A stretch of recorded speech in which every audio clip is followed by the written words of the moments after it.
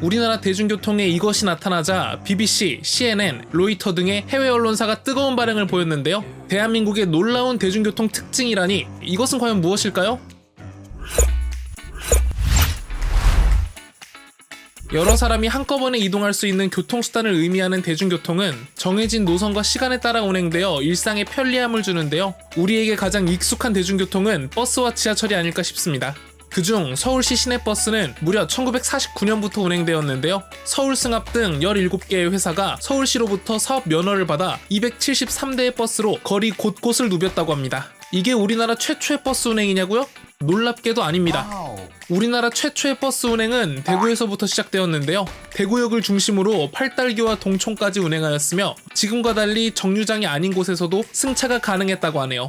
버스는 1960년대까지 시민의 발이 되어주며 꾸준하게 성장하였고 정부는 1970년대 후반부터 버스 산업 활성화와 높은 서비스를 위해 다양한 정책을 시행하였습니다. 그중 하나가 바로 버스 승차권인 토큰 도입. 당시 버스 요금을 현금으로 지급하다 보니 신속한 승하차가 어려웠고 현금을 지급하다 보니 버스 요금을 가로채는 일이 생겨 이것을 방지하기 위함이었는데요. 좋은 의도와 달리 버스 요금 인상이 있을 때마다 토큰을 사재기 하는 일이 발생하여 두 가지 색깔의 토큰을 번갈아 사용하기도 했었죠. 그렇다면 버스 토큰은 언제까지 사용되었을까요?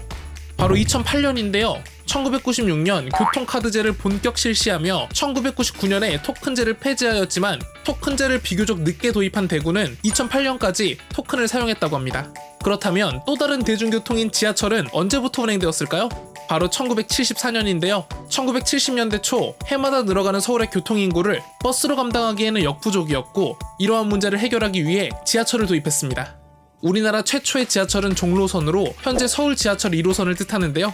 개통 첫날에는 45만 명의 승객이 몰려 북새통을 이루기도 했답니다.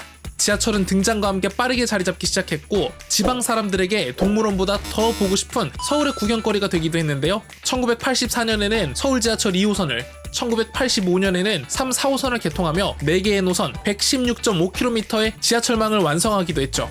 이처럼 계속해서 발전하고 있는 우리나라 대중교통. 최근에는 BBC와 CNN 등이 우리나라 대중교통에 이것을 보고 감탄을 아끼지 않았는데요. 다음 3가지 후보 중 전 세계가 주목하고 있는 이것은 과연 무엇일까요? 첫 번째 후보입니다. 대한민국 대중교통에서는 무료 와이파이 사용이 가능하다? 매일 정해진 시간에 대중교통으로 출퇴근을 하다 보면 사람들 대부분이 핸드폰을 보고 있지 않나요? 이 중 누군가는 바로 대중교통 무료 와이파이를 사용하고 있을 텐데요. 모바일 인터넷 속도로 전 세계 랭킹 1, 2위를 다투는 우리나라는 2010년부터 통신사의 고객 서비스 관리 차원에서 시작한 지하철 와이파이 서비스와 2018년부터 정부가 구축한 시내버스 와이파이를 통해 지하철과 전국 시내버스에서의 무료 와이파이 사용이 가능합니다.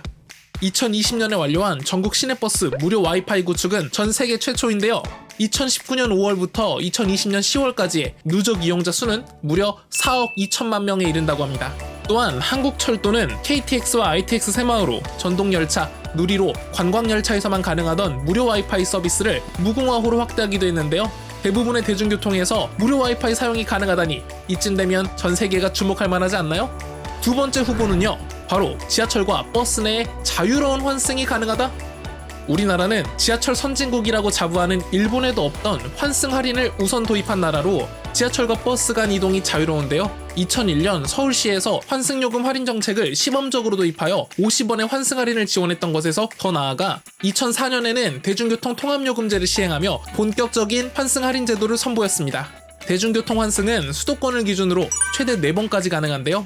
요금은 총 이동거리를 기준으로 10km까지는 기본 요금을 받고 그 이후에는 5km당 100원의 추가 요금을 지급하게 됩니다. 환승은 교통카드를 이용해 대중교통에 탑승하였을 때만 가능하며 하차 시 교통카드 접촉 후 30분 이내로 갈아타야만 인정이 되는데요. 지하철 간의 환승이나 같은 번호의 버스 환승은 불가능하며 버스의 경우 동일 인원이 동일 목적지까지 함께 가는 경우에만 혜택이 적용된다고 하니 이 점 잘 알아둬야겠죠? 또한 지하철이 있는 부산, 대구, 광주, 대전에서도 지하철과 버스 간의 환승이 가능하지만 지역마다 기준이 다르다고 하니 이 점 참고해주세요. 마지막 3번째 후보, 대한민국에는 코로나19를 대비해 발열 증상이 있는 사람은 들어갈 수 없는 최첨단 버스 정류장이 있다? 우리가 흔히 생각하는 버스 정류장이란 우뚝 서있는 버스 표지판이나 버스 운행 정보를 표시하는 디스플레이와 의자 및 지붕이 있는 모습인데요. 2020년 여름 서울 성동구에 우리의 생각을 뛰어넘는 최첨단 버스 정류장이 나타났습니다. 스마트 쉼터라 불리는 이곳에 들어가기 위해서는 제일 먼저 열화상 카메라를 통한 발열 체크를 통과해야만 하는데요. 시야가 탁 트인 유리 공간으로 이루어진 내부에는 자외선 공기 살균기가 있어 공기 중의 바이러스나 초미세먼지를 제거해주며 열화상 카메라를 통해 실시간으로 발열자와 마스크 미착용자를 검거할 수 있습니다. 이 외에도 실시간 대중교통 정보 안내는 물론 냉난방이 가능한 공간에서의 휴대폰 무선 충전 서비스를 즐길 수 있어 반응이 폭발적이라고 하네요. 이상으로 우리나라 대중교통 특징 3가지를 만나보았는데요. 과연 이 중에서 전 세계의 뜨거운 반응을 받고 있는 대한민국 대중교통의 특징은 무엇일까요?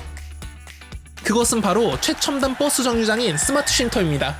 세계 주요 언론사들은 연일 앞다퉈 관련 기사를 쏟아내며 코로나19 감염에 맞서기 위한 K방역의 또 다른 혁신적 개발품의 등장이라 말했는데요. 코로나19 감염 위험으로 밀폐된 실내 입장을 우려할 수도 있지만 방역 대비가 철저하다며 감탄을 아끼지 않았습니다. 이처럼 우리나라는 국민의 안전을 위해 대중교통 방역에 힘쓰고 있는데요. 정부는 안심하고 사용할 수 있는 대중교통 환경을 조성하기 위해 시내버스, 공항버스, 그리고 마을버스에 1일 4회 이상 환경부 승인을 받은 소독액을 분무하고 알코올을 통한 방역 소독을 실시 중입니다. 지하철의 경우 감염병 위기경보 심각 단계가 계속된다는 전제하에 최고 단계의 방역 체계를 유지할 계획인데요. 시민들의 밀집도가 높은 지하철 내부 손잡이와 지주대는 차량 입구와 회차 시에, 객실은 입고 시에 분무 소독을 시행하고 객실 의자는 월 2회의 고온 스팀 청소를 통해 최적의 객실 환경을 유지할 계획입니다.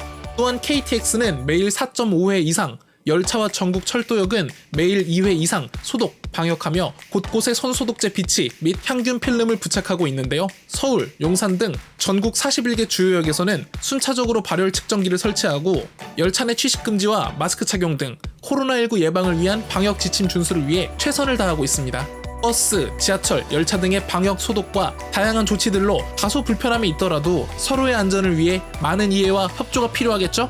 이상 오늘의 알려짐이었습니다.